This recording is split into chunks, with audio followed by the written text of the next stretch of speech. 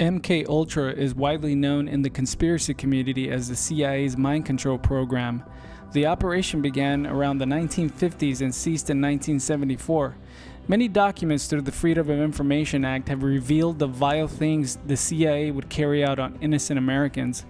Although I have seen very good documentaries on this subject, I wanted to read the official documents myself and find out the truth. The document reviewed was a joint hearing before the Select Committee on Intelligence and the Subcommittee on Health and Scientific Research of the Committee on Human Resources of the United States Senate, 95th Congress, first session, carried out August 3, 1977.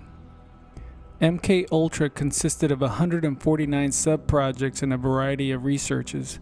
For example, research into the effects of behavioral drugs and/or alcohol, research on hypnosis, acquisition of chemicals or drugs, aspects of magician's art, studies of human behavior, sleep research, and behavioral change during psychotherapy, library searches, motivational studies, polygraph research, funding mechanisms for MK Ultra, research on drugs, toxins, and biologicals in human tissues.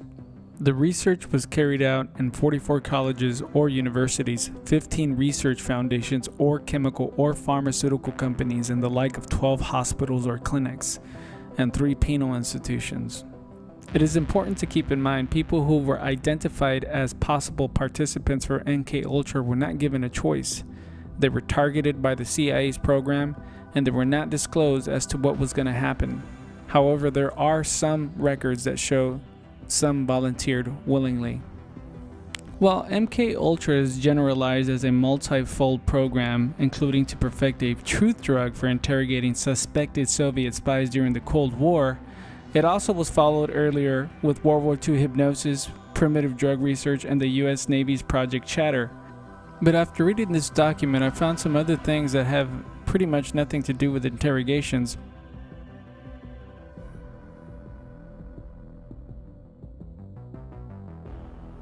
Just like any controversial Senate hearing, the participants in the testimony of those who were called were often very coy and hid behind precision to avoid particular questions.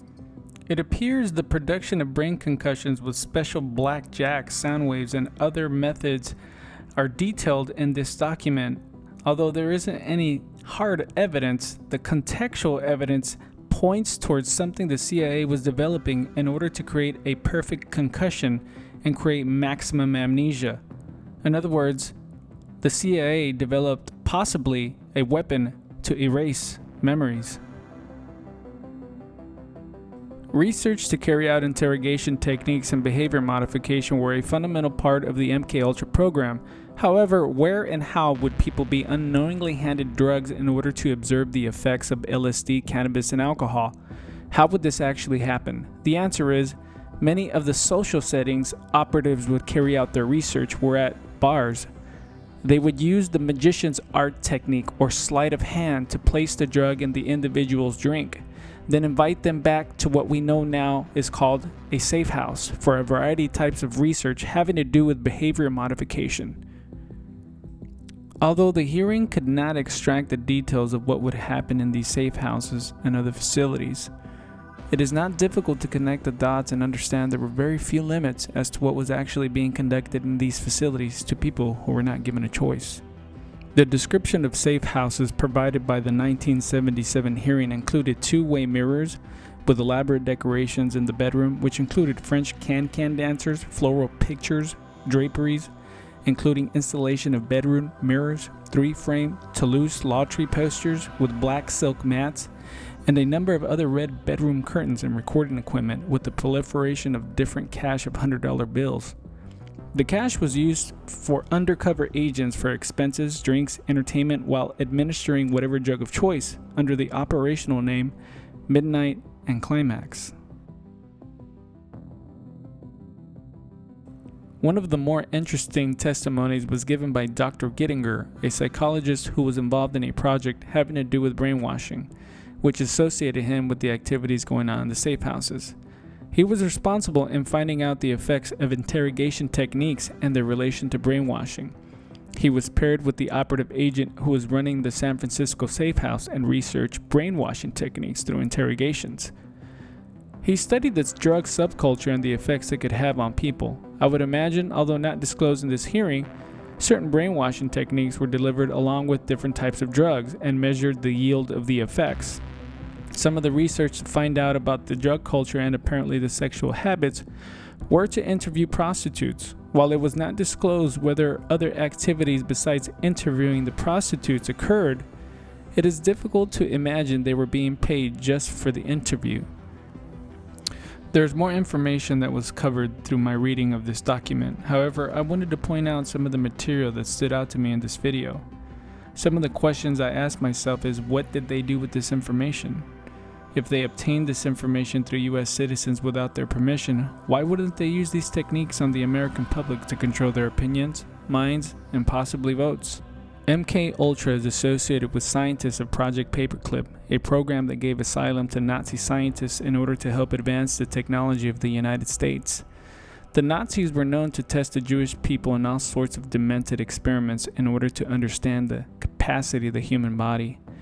If there is a relation, could we be seeing a purposeful change in the American consciousness due to a mass campaign to control the minds of the majority of Americans? Remember, MK Ultra not only used many drugs to find out information, but rather hypnosis, psychological techniques to alter the mind. Hypnosis can come in many ways, not only in the cliche version, but rather a constant battering of subtle messages through the lifetime of a child's mind.